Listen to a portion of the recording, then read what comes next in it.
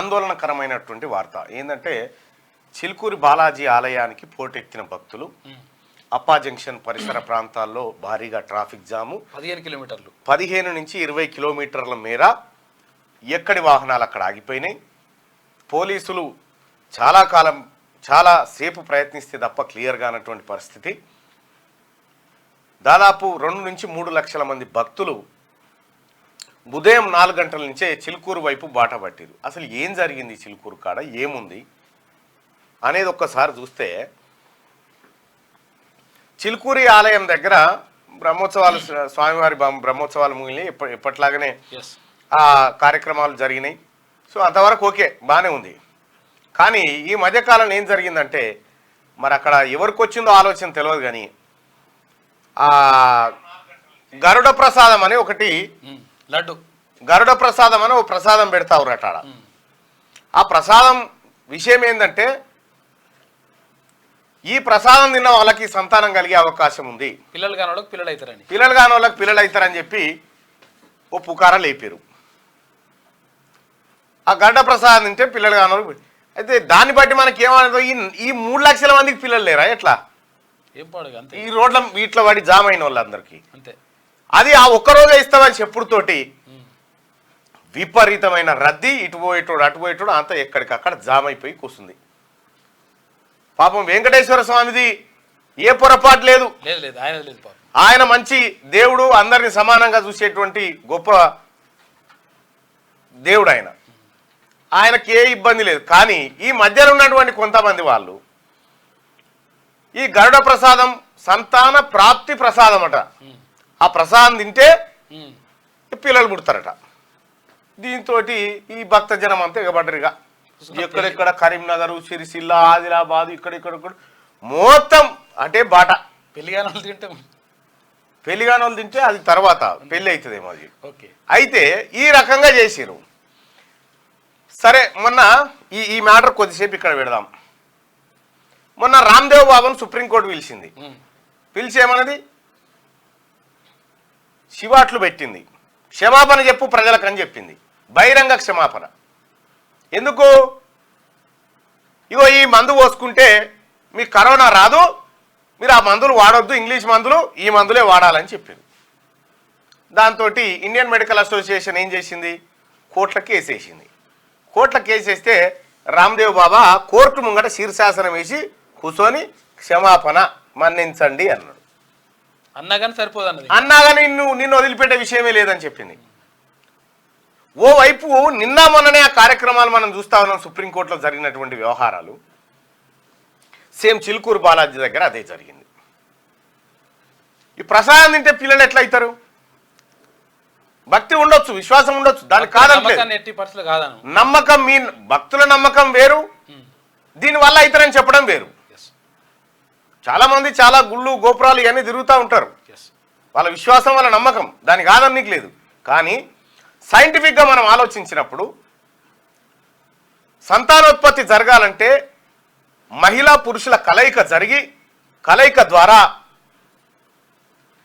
అండం పిండంగా మారి 9 నెలల తర్వాత ఒక కొత్త జీవం ఉత్పత్తి అవుతుంది. ఇది సహజంగా మనం చూస్తున్న ప్రక్రియ, ఎక్కడైనా గింతే ఉంటుంది, ఏ ప్రాణికైనా ఇదే జరుగుతుంది. కాకపోతే మిగతా ప్రాణులకు కొంత వెనక ముందు కొన్నిటికి అట్లా ఉంటుంది. కానీ ఇక్కడ ఆ ప్రసాదం తింటే పిల్లలు పుడతారని చెప్పారు చూడు, ఇది గమ్మతిగా.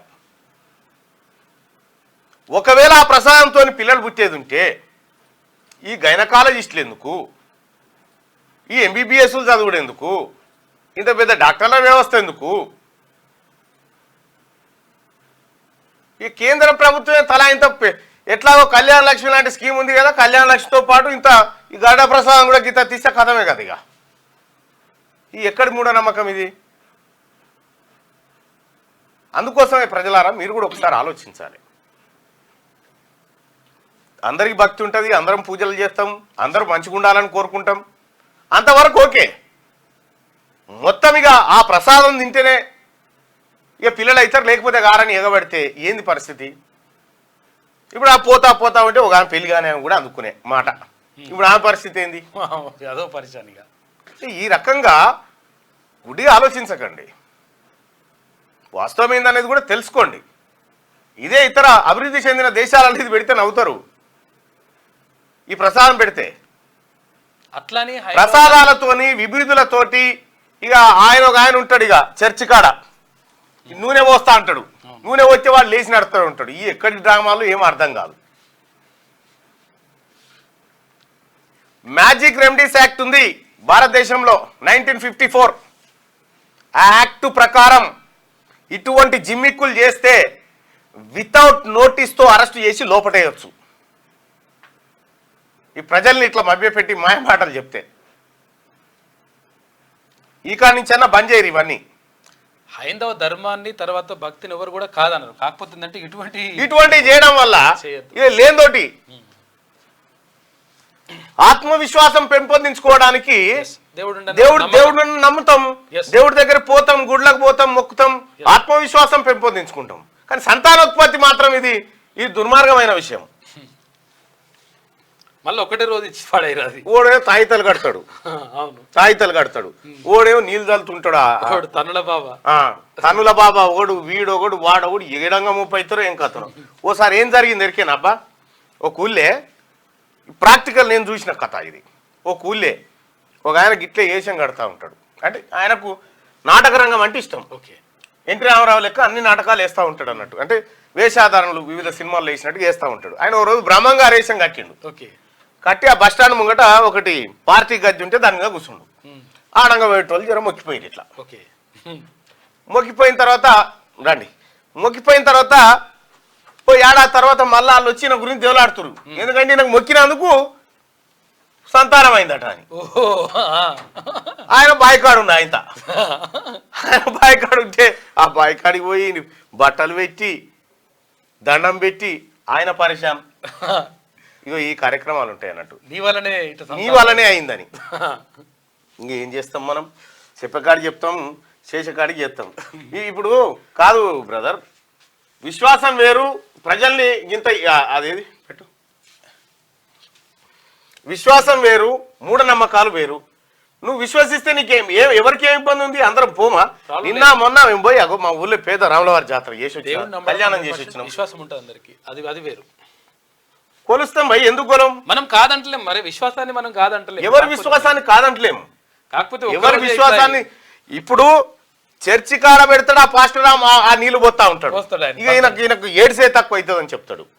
ఇంకొక ఆయన తాయిత కడతా ఉంటాడు మసీద్ కాడ కూర్చొని. ఇక ఇంకొక ఆయనకు ఈ దుకాణం పెట్టి.